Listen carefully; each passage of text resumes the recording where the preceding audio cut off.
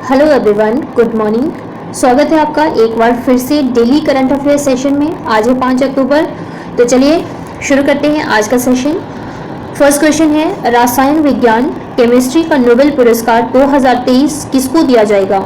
आपके ऑप्शंस हैं मोंगी, जी बावेंडी, Louis इवरू, Alexei आई Ekimov या फिर उपरोक्त सभी। इसका आंसर होगा डी। इन तीनों को 2023 के रसायन विज्ञान नोबेल पुरस्कार के लिए चुना गया है और इनको ये पुरस्कार क्वांटम डॉट्स की खोज और संश्लेषण के लिए दिया गया है।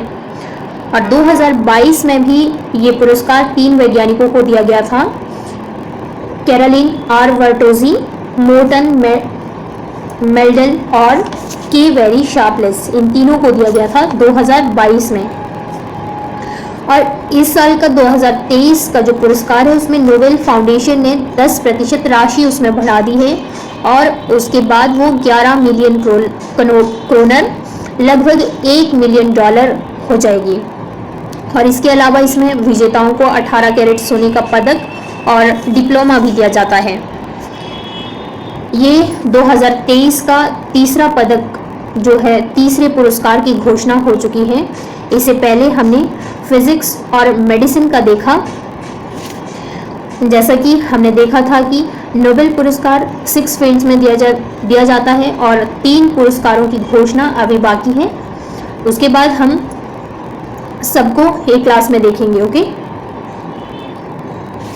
नेक्स्ट क्वेश्चन है, 19वीं एशियाई खेलों में महिला भाला फेंक प्रतियोगिता में अन्नू रानी ने कौन सा पदक जीतकर इतिहास रचा है? आपके ऑप्शंस हैं स्वर्ण पदक, रजत पदक, कांस्य पदक या फिर इनमें से कोई भी नहीं। तो अन्नू रानी ने इसमें स्वर्ण पदक जीता है। महिला भाला फेंक प्रतियोगिता में ये भारत का पहला पदक है और एशियाई खेलों के इतिहास में भाला फेंक प्रतिस्पर्धा में स्वर्ण पदक जीतने वाली अन्नू रानी पहली भारतीय महिला बनी है, इसलिए इसने इतिहास रचा है। और इसमें दूसरे स्थान पर श्रीलंका की नदीशा दिल्हान लेकामगे हतारवागे रही है। ओके, ये नाम है।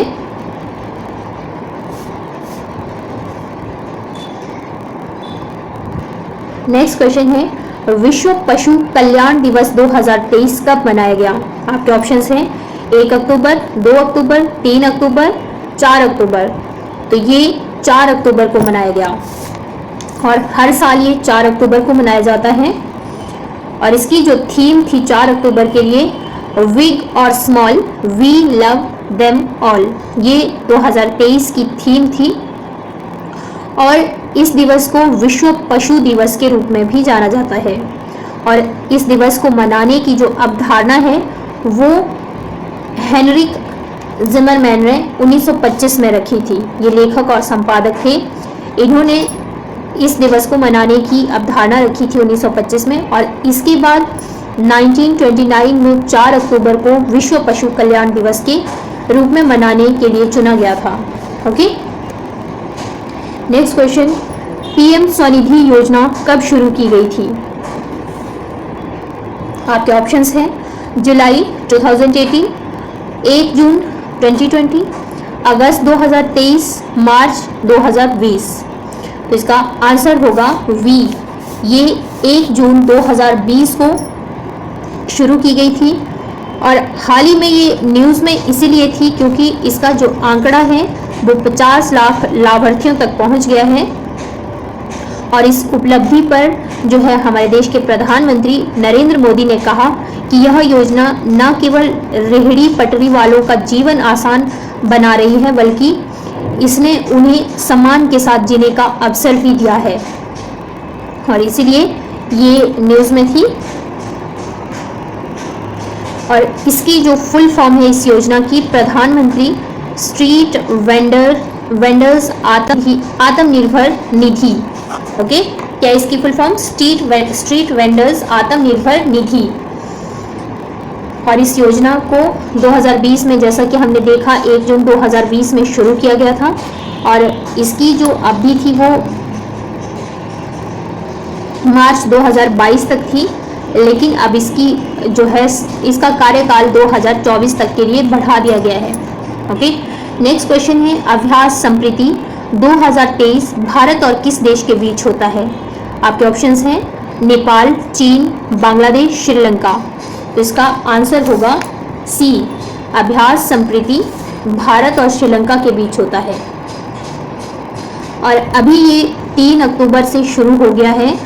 इस साल 2023 में ये मेघालय की उमरोई में हो रहा है और ये 11वां संस्करण है। इसकी शुरुआत जो है 2009 में की गई थी और ये अभ्यास जो है 14 दिनों तक चलेगा।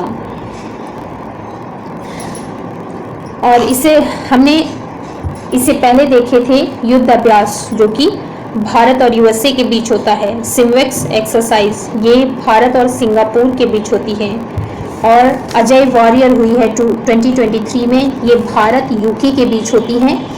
और उसके बाद हमने शिन्यू मैत्री अभ्यास जो है ये भारत जापान के बीच होता है।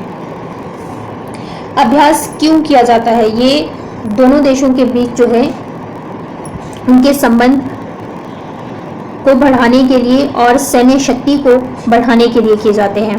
ओके। और अभी जो ये बांग्लादेश में संप्रीति अभ्यास चल रही है, इसका बांग्लादेश की तरफ से नेतृत्व कर रहे हैं ब्रिगेडियर जनरल मोहम्मद, और भारत की तरफ से इसका नेतृत्व कर रहे हैं ब्रिगेडियर एसके आनंद। ओके। नेक्स्ट हम देखेंगे विश्व अंतरिक्ष सप्ताह 2023 कब से कब तक मनाया जा रहा है? आपके ऑप्शंस हैं 1 से 7 अक्टूबर, 2 से 8 अक्टूबर, 3 से 9 अक्टूबर, 4 से 10 अक्टूबर। तो इसका आंसर होगा 4 से 10 अक्टूबर। और ये हर साल विश्व अंतरिक्ष सप्ताह के रूप में 4 से 10 अक्टूबर मनाया जाता है। और 2023 के लिए इसकी थीम है अंतरिक्ष और उद्यमिता, स्पेस एंड एंटरप्रेन्योरशिप। इस दिवस की घोषणा संयुक्त राष्ट्र महासभा द्वारा 1999 में की गई थी। ओके। नेक्स्ट हम देखेंगे ग्लोबल इंडियन अवार्ड पाने वाली पहली महिला कौन बनी है? आपके ऑप्शंस हैं सुधा मूर्ति, स्मृति ईरानी, प्रमिला मलिक, स्वाति नायक। तो इसका आंसर होगा सुधा मूर्ति। सुधा मूर्ति बनी है। सुधा मूर्ति कौन है? ये इंफोसिस के सह संस्थापक NR नारायण मूर्ति की पत्नी है। ओके।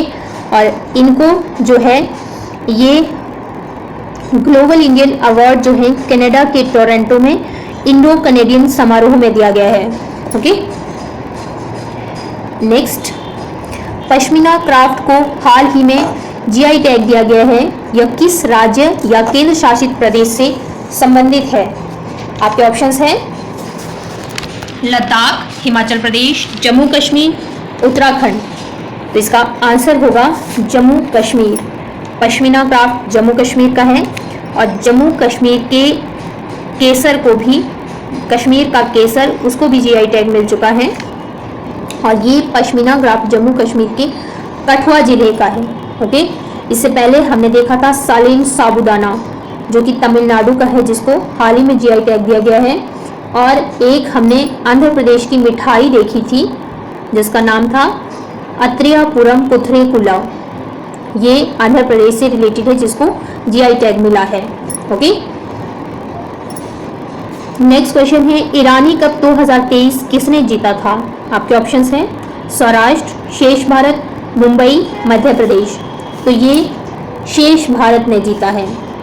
ये और शेष भारत के बीच हुआ और शेष भारत इसका विजेता है। शेष भारत ने 175 रन से सौराष्ट्र को हराया है। और 2023 में जो है ये 30वां ईरानी कप था। करवाता कौन है ईरानी कप? ये VCCI करवाता है। 1 अक्टूबर से ये शुरू हुआ था और 4 दिनों तक चला।